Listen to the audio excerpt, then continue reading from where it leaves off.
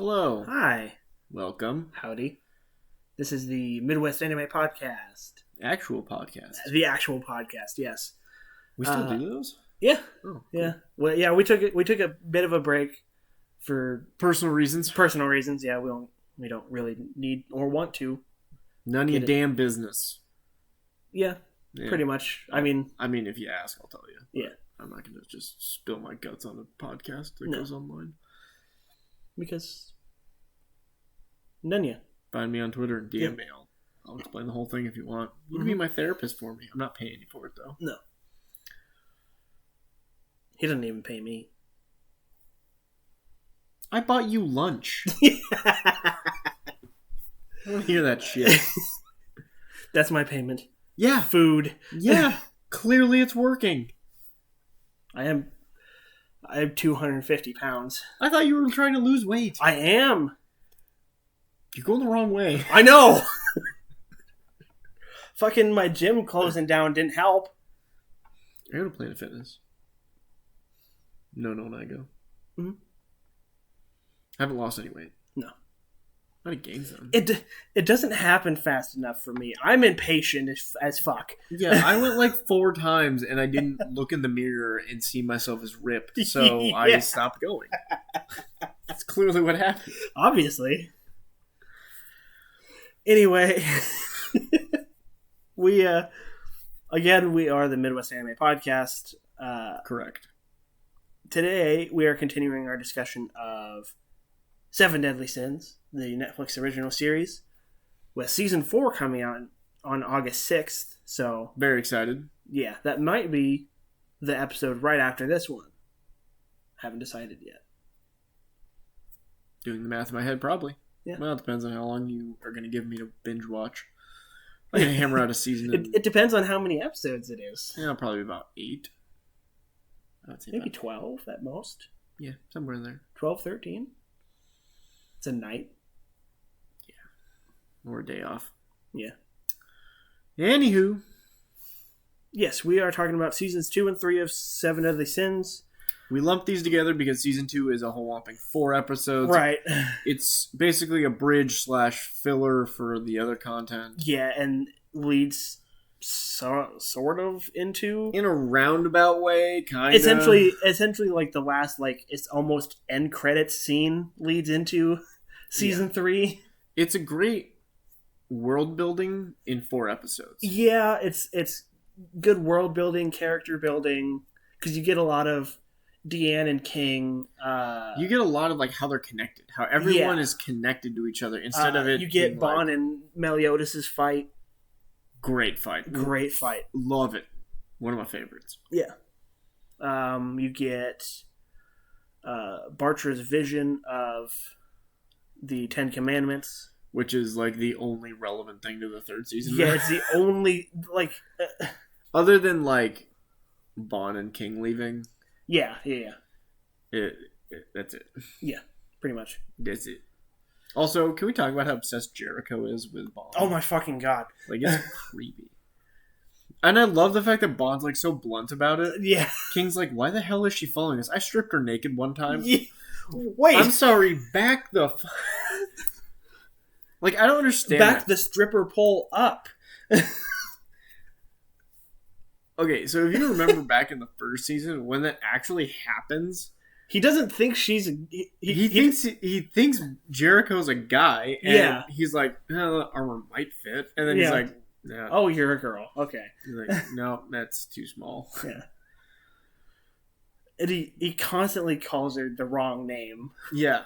Like Jerabo or shit like that. It's just not... It's like the first part is always right, but...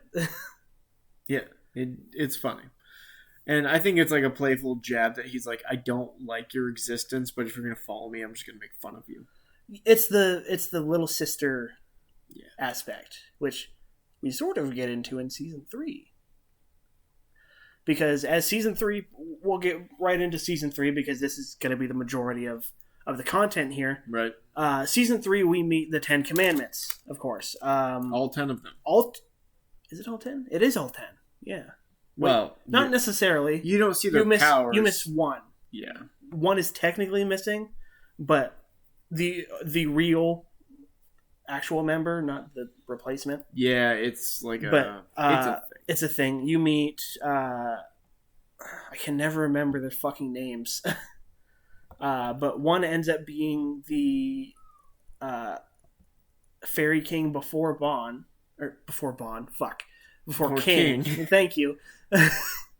You learn, speaking of which, you learn that Bond replanted the seed of the great tree to regrow the Fairy King's forest. By bleeding himself. Because he's got the Fountain of Youth water in his body. Right.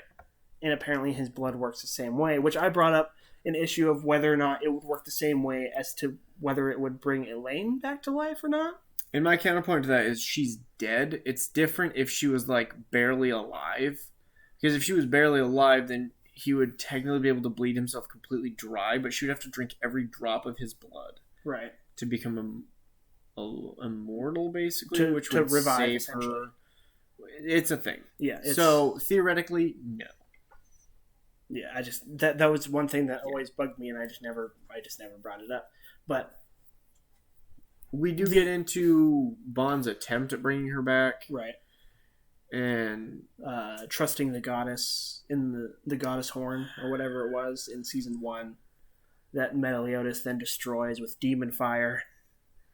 Rightfully so, right? It was a bad idea. Yeah, but nobody listens to me. Because a lot of these shows that have like angels and demons and stuff, like Supernatural especially, which I know it's not an animated show, but it works for the point I'm trying to make, is that angels aren't always inherently good. They're not pure good beings. There's a song about that. Yeah. Would you ever really like to meet an angel?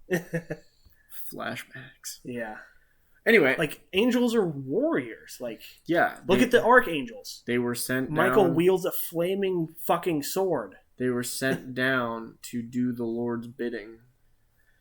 Right, like, and that would include taking down people who are bad. Yeah, or they deem as bad, whether they're bad or not. Like, are we getting into a Christianity debate right now? No, but it's more just talking about goddesses and demons, you know, how the angels as a whole. Yeah, it paints them as the fact that they're not perfect beings. Right. They have flaws. They have the ability to not be great. Like, and just like, you know, Meliodas shows that demons can be good to a certain extent. Right. Like, not all demons are good, of course. Not all goddesses are bad. And not all of their actions are going to be positive. Right. And not all of their actions will be negative. They're still, like, in the world of Seven Deadly Sins, there's still sentient creatures that have decision-making ability.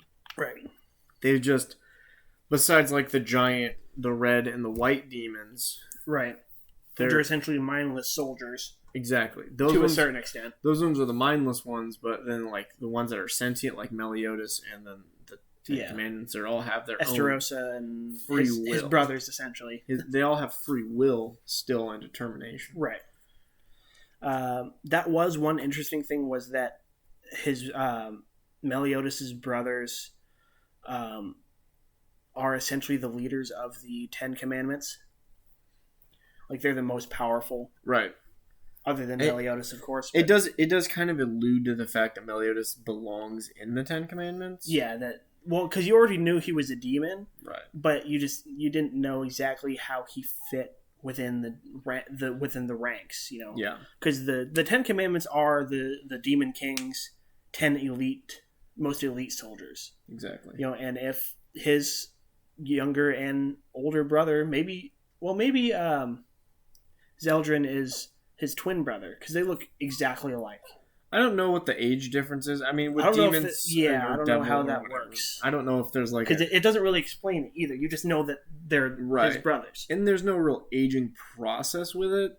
Mm-hmm. Like, they don't seem to get any older or younger. They just seem to exist in the... But Zeldrin does call Esterosa Big Brother. Right. And he's gray. He's got gray hair, so he's obviously the oldest. It's just... We just don't know the the difference, if there is an age difference between Zeldred and Meliodas. Right. And I mean, it's not really relevant to the story per se, but it's just an interesting thing to think about. Right. And then we get our final sin. Yes, we do. We finally meet Escanor. The glory of pride. Yes, the sweet fucking Jesus. The timid, skinny bar owner in the side of a mountain where Bon, Jericho, and King go to hide from. I don't remember what the other two. The guy that can turn people to stone, and the other one, because Escanor kills them both, I think. Casually. If I remember right. Yeah, just boom. Yes, the axe of go fuck yourself. Yeah. And apparently it seems like Escanor's either in love or has like a deep connection to Merlin in some way. Yes, I'm not entirely sure. I think it's like borderline just lust after her of like he just so badly wants to impress her because as you know the sin of pride is like you're always like I'm better than all of you, right? But like for Merlin he like kind of shrinks almost, yeah. But it's like look at me, I'm godly, right? He's easily one of, if not the most OP character I've ever seen in anime. As long as the sun is up, he continues to get more powerful through the day. Yeah, he's like All Might if All Might could have like specific periods of time of being ungodly powerful. I would say more Superman because as far as the sun goes, as far as the sun aspect goes, because Superman's powers come from the yellow sun. I'm not looking at the sun aspect, but I understand where you're coming from. It's just it's essentially if Superman grew stronger, like the closer it was to noon. Right. My thought was more of like how he kind of turns it on and off. Oh yeah. So I was thinking like, but All Might's more of like I can only sustain to be buff for this long, right? Before I go back to being. But it wasn't always like that for All Might. Exactly. You know what I mean? So we've only known in the My Hero Academia anime, we've only known All Might since he was gravely injured. Right. You know, since he could only sustain it for, I think at the start of the anime it was like 5 minutes. Right. A day. No, I agree. Or an hour a day or something like that. I don't remember. I'm just trying to draw some. Oh yeah, I get it.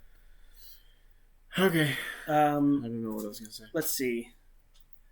The fight between Escanor and Estarossa and Zeldrin is one of the best fights I've ever seen. Well, just because of the way that well choreographed, well animated, and the fact that he destroys them with a fireball, like it just. I mean, he doesn't destroy them because they're fucking demons, but he removes them from the fight. Yeah. We get a lot more Arthur in this, which is awesome, which is fantastic. And we talked a lot because we were watching a little bit of it before we started recording while we were just chilling.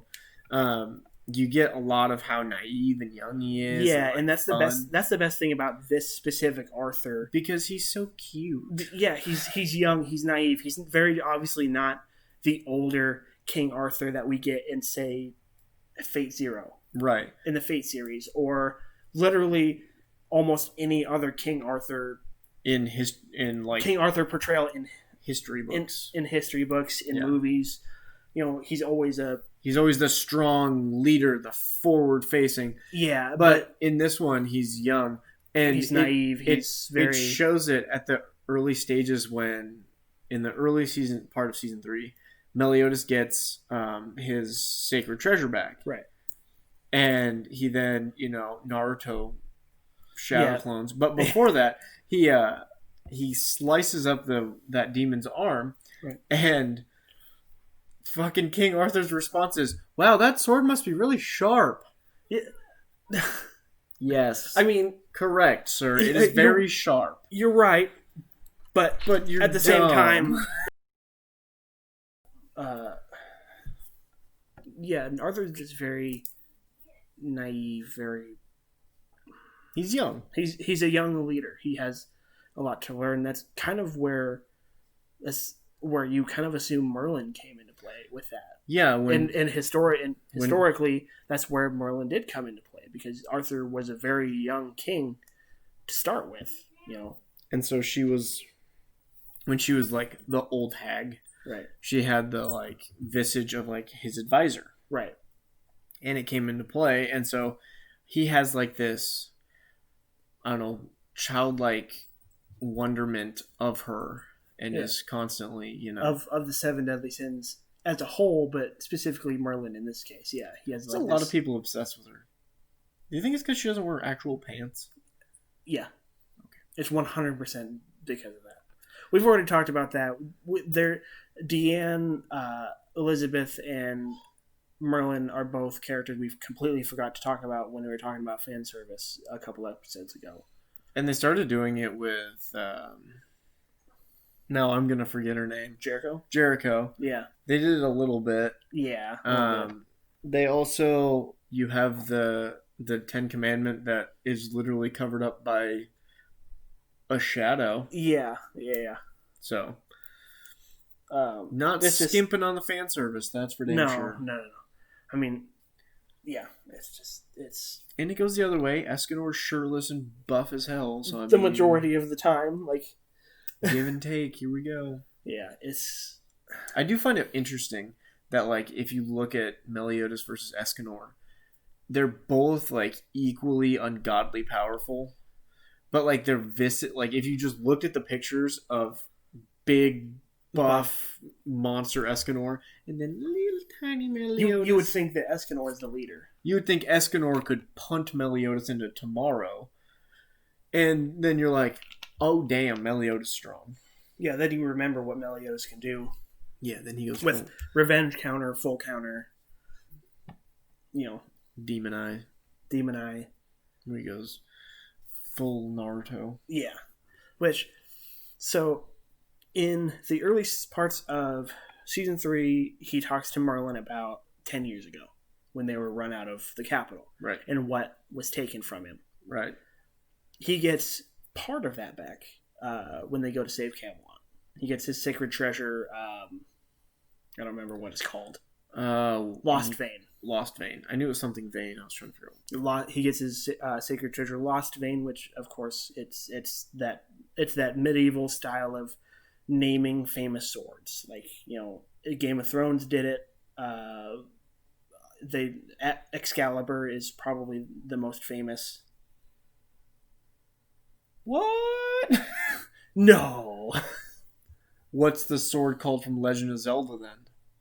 The Master Sword? Dumb.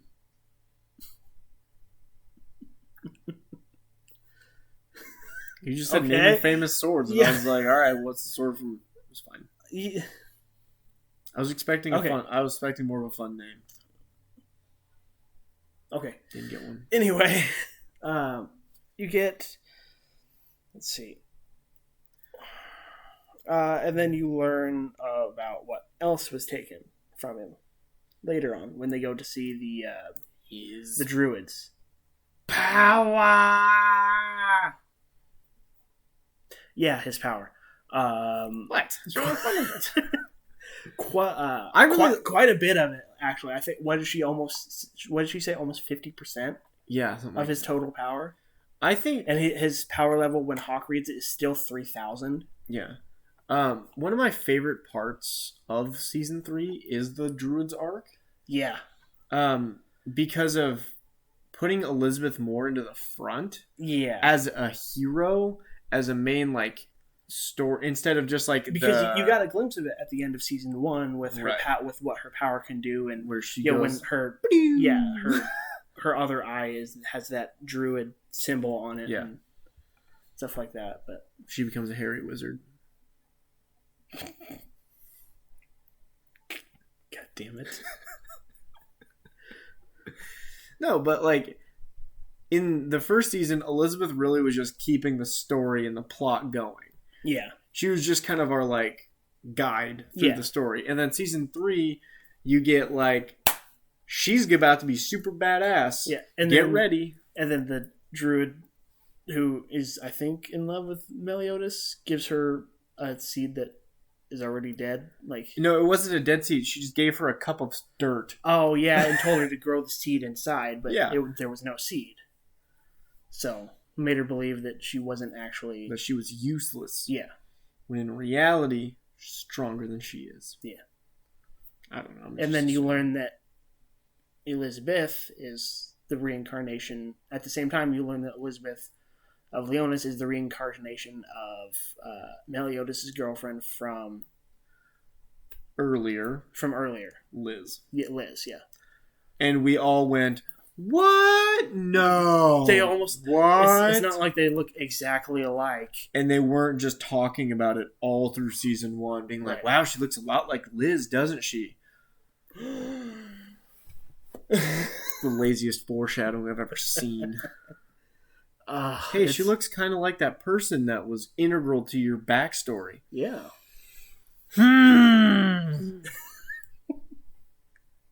Sorry.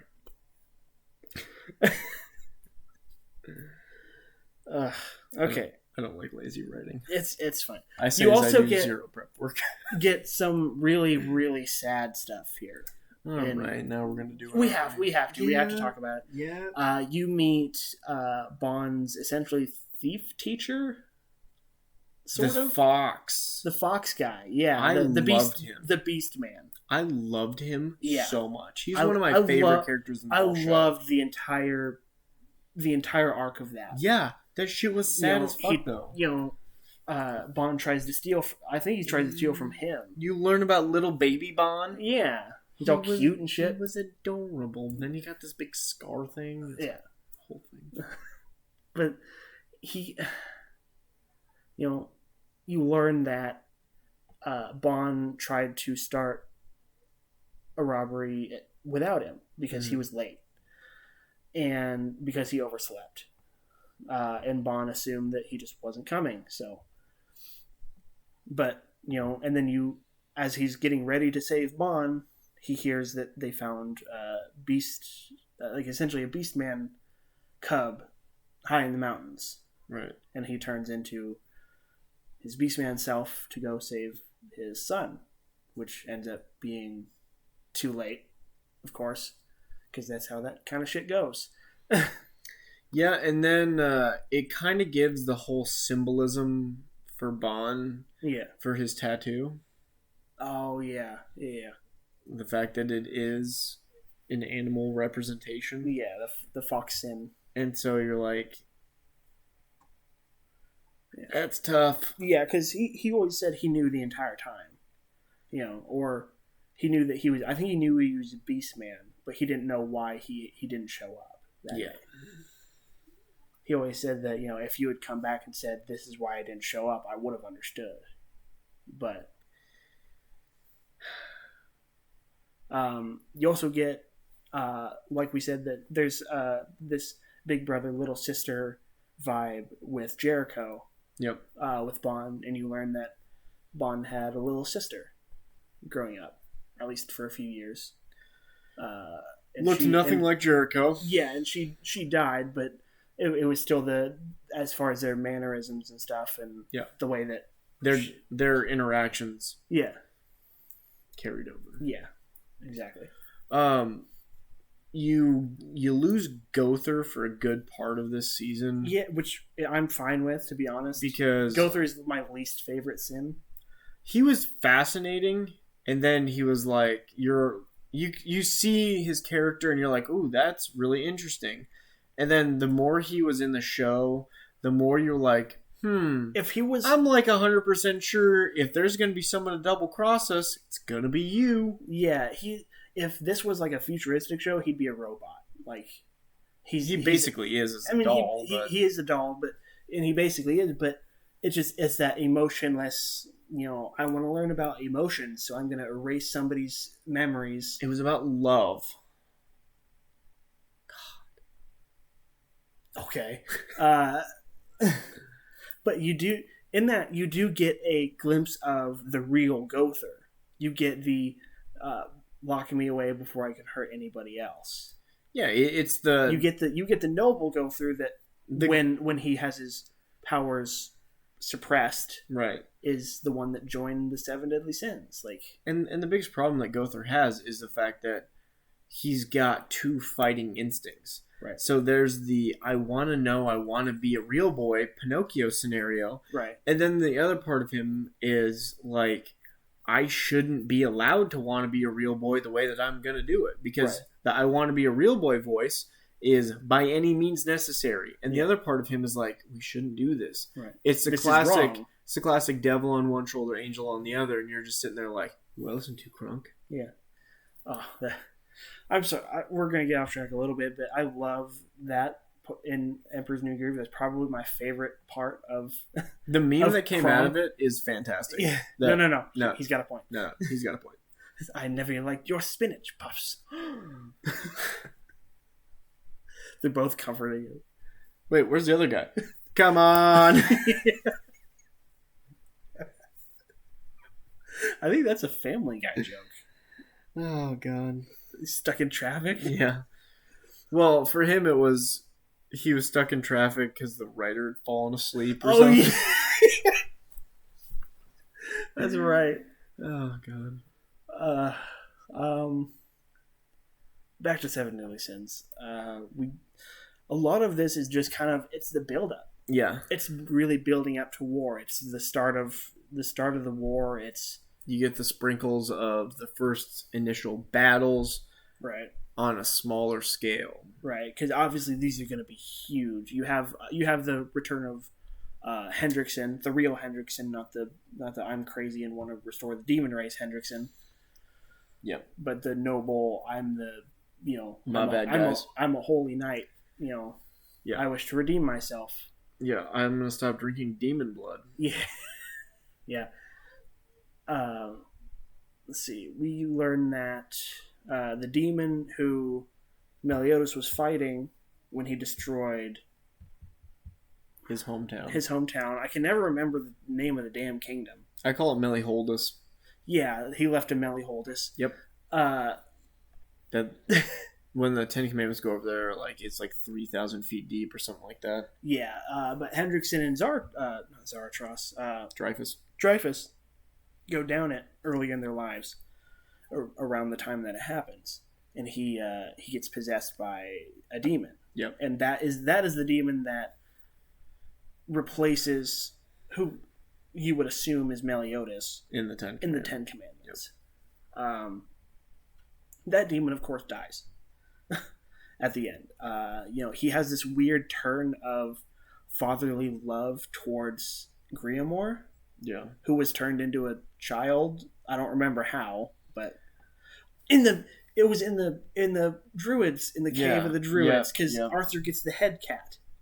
Yeah, because Greenmore got scared, and so he became a baby. Oh yeah, because you've become your greatest fears. Yeah.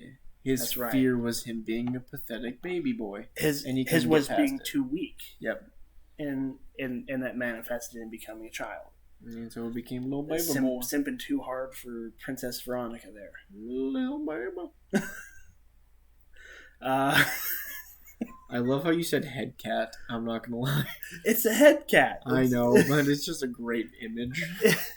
You haven't the image of Arthur with a cat on top of his head that you essentially learn as long as it's on top of his head, he can't die. And you're just like, what? Wait. Okay.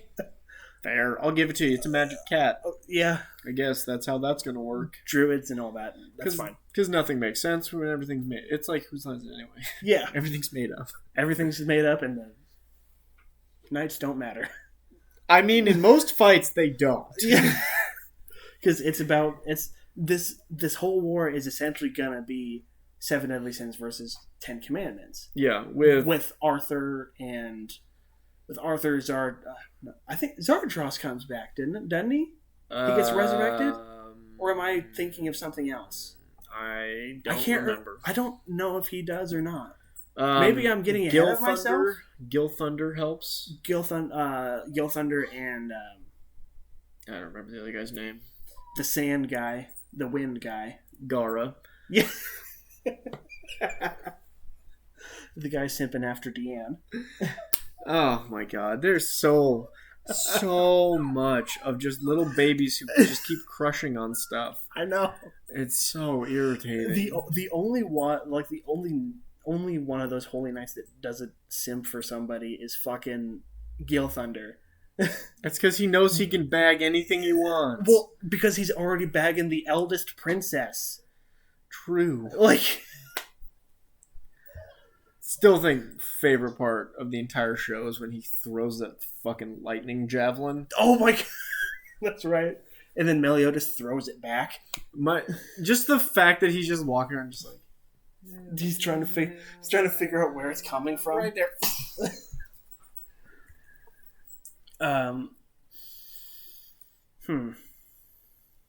Yeah, we get.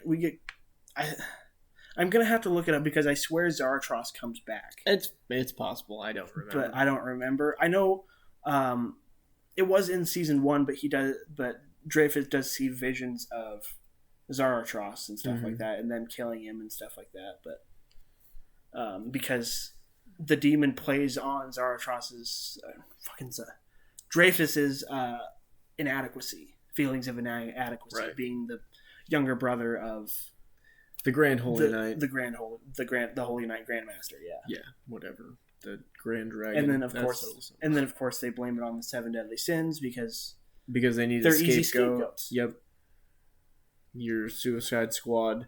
There's a lot of this show is basically a culmination of just a bunch of random pieces of a whole clusterfuck of different things. Yeah. And thrown together into an excellent show. I'm very excited for season 4. It's going to be a lot more violent. It has to be. Right? Yeah, it's got to be. Definitely. So, I guess, other than being more violent, because the war is going to really ramp up in season 4, what do you want to see from season 4? I want to see Elizabeth in battle. Mm-hmm. You want her to be able to. I want her to be full, Billy Badass Druid in battle because she's such a great character, and for her to be able to go into battle and finally be able to help Meliodas in battle, other than that one time where she cried really hard, and I want her to go into battle and be like, "I got your support," and then all of a sudden he can run faster, even though he doesn't need to because he's just the most OP character in the history of anime. Right. One thing I want to see is what happens when Meliodas at full power meets his brothers at full power. Okay, so I want to know what you want the Dragon Ball Z ending. Kind of. I want to see what happens because we get a glimpse and we learn that every time Meliodas dies, he loses more and more of his humanity, which is pretty common. Which is come to people who can revive. It's the Lazarus pit. Everything comes with a cost. Yeah, it's the Lazarus pit in DC in the Batman universe. It's also it happens in Log Horizon. Every time you die and go to the cathedral, you lose part of yourself. Yeah. Same thing with Revenant in Apex Legends. Every time he dies, he loses more of his humanity. Right. Even though he just gets and I want to know the next robot. Whether or not, because I want to know if they can get Elaine. Because Elaine comes back to life. That's one thing we did forget. She does come back to life because one of the 10 Commandments can control souls. Yeah. Control souls that have unfinished business. Right. In this world. And that's kind of where Bond's surrogate father comes in. Right. He is, instead of eating Bond's soul, she eats his soul, allowing him to escape. Yeah. And find Escanor. But I want to see how that continues. How the Bond, Elaine, and what King storyline kind of. Where do we get the resolution? Do we get to a point where those characters are just gone? Right. From our story? Are they going to come back in a new way? Is Elena gonna join? Can somebody fight? Can one of these demons kill Bond? Is something right? Is Bond gonna lose his immortality? In some way? Who knows? One thing I want to know is season 4 the last season? I hope not. I hope not either. I hope we get probably at least one more. Well, I hope we get at least a season 5, if not season 6, depending on where season 4 goes. Of course, it comes out August 6th, so we don't know anything about. Right. I've seen a few clips and it looks awesome of when it was airing in Japan, but I've got some thoughts. Okay. So here's what I think's going to happen. So if season 4 does really well, even if they kind of resolve the 10 Commandments thing, they've got 2 options, which I think they'll probably cash in both. They're going to pull a fairy tale and go back in time. Oh, like a year 0 kind of thing, where they show the them as grand as Holy Knights. Oh yeah, some of their adventures as the sins as Holy Knights. Yes, the sins. Or they show the original.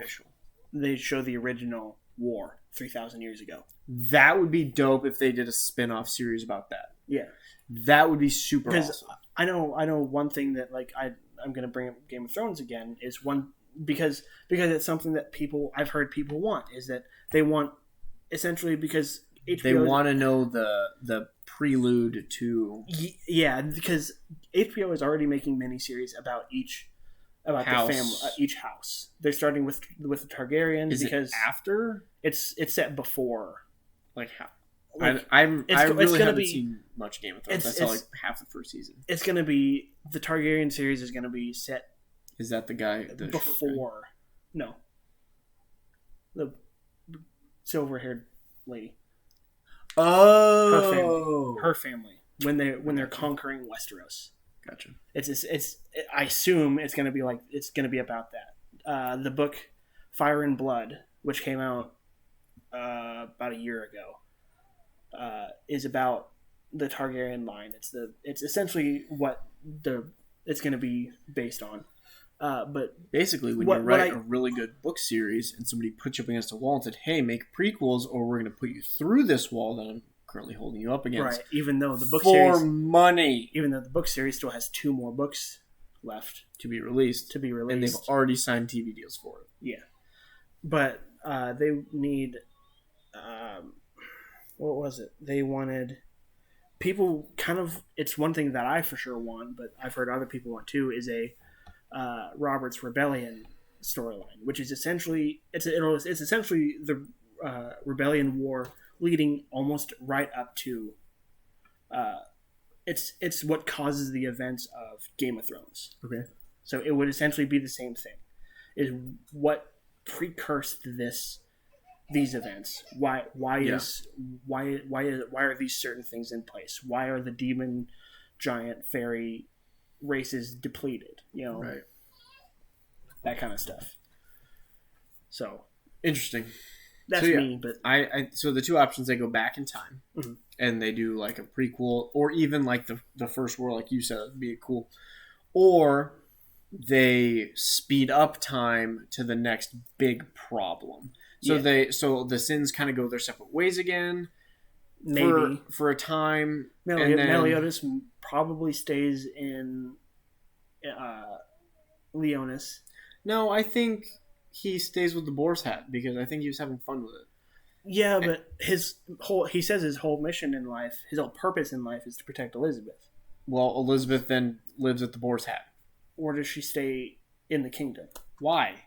She's like 7th in line. She's 3rd. Still 7th. Doesn't matter. But she's Hans from Frozen. She ain't getting that freaking chair. I mean, it's true, but like, I understand. Like, it would be more likely that she would stay. She would go with Meliodas instead of Meliodas staying. Because like you saw the end of the first season when she was like, "Oh, the giant pig mom is outside right now. Hawk's mom. Yeah. I want to go." Yeah, he asks her to go, and she jumps out the window. Yeah, so clearly she has a desire to adventure still. So I think they all kind of go their separate ways. Hawk, Elizabeth, and Meliodas, and then 5-10 years pass, right. And then say there's an uprising of, another big bad. Right. And then they reconvene, and they have a nice little season of... Yeah, I guess it depends on what the source material is. Slash and burn. You know what I mean? Because... You can make up source material. Do whatever you want. Who cares? It's Netflix. They can do what they want. I mean, look at the movies they've made out of anime. All right, we're not going to those. We're not going to those. We will talk about live action stuff later on. We won't watch it, but we'll talk about it because it's all bad.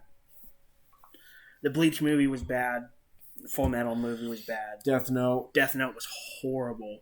The only thing good out of Death Note was was Willem Dafoe as Ryuk. Willem Dafoe as anything is good. Yeah. Guy's a legend. You get, I mean, Avatar: The Last Airbender is one of the worst live action adaptations. Do you remember the Dragon Ball Z live action movie? Oh my, Dragon Ball Evolution! I forgot. I actually forgot about that. I don't know if that's worse, but it's pretty bad. It's on the same tier. I can't forget about it. It's on that's where I'm at with it. They're on the same tier. They're both really, really bad. It's like getting kicked Well, repeatedly. and with Dragon Ball Evolution, fans don't get the idea that it's a real life adaptation of the Ember Island players. That's why it's so bad. No, it's not. It's called M. Night Shyamalan's a dumbass. Yeah. For 2.5 hours. Yeah. My name's Ong. I can make a giant fucking tidal wave, when in reality I turned into a giant fuck-off water monster and destroyed an entire fleet. I turned into a giant koi fish. That's one... We won't get in. We're not going to do it. Yeah, we're not going to do it right now. I am not going to throw this table out the window. We will save it until... For when I go rage mode. Yeah, for when we talk about it. But that will probably be the angriest you will ever see me on this podcast, yeah. is when we go into that. Yeah. Because, boy, do I have a lot of thoughts. Yeah. And none of them are pleasant. Mm-hmm. We went and saw it in theaters. Yes, we did. We spent our hard-earned money to cry in a theater about it. Okay, like I said, season 4 comes out August 6th. Hopefully. We will talk about it. We will talk about it, whether it's this episode right after this, or it's or we do the Rage episode. Or we do the Rage episode. We might do the Rage episode because we're kind of ending on that almost. We'll see. So we'll see. Give you a little taste. We haven't decided yet. It depends on how much we're able to binge. Yeah. Let us know how you feel about the music video reactions we've been doing. We've enjoyed them because they're good songs and nostalgia. If you got song recommendations. And, of course, the Ninja Protects Party songs are always fun. Yeah, good laughs. Yeah. They're good ways to kind of break up the tension. Heavy stuff. I think that's it for this episode. Like, share, subscribe, tell your friends. Dude. Tell people damn it. We did that once, and you want to keep doing that. Yes, because you, for once, were like, I'm jumping in on this freaking send-off. I always like, share, subscribe, tell your friends. Tell people you don't like. Peace.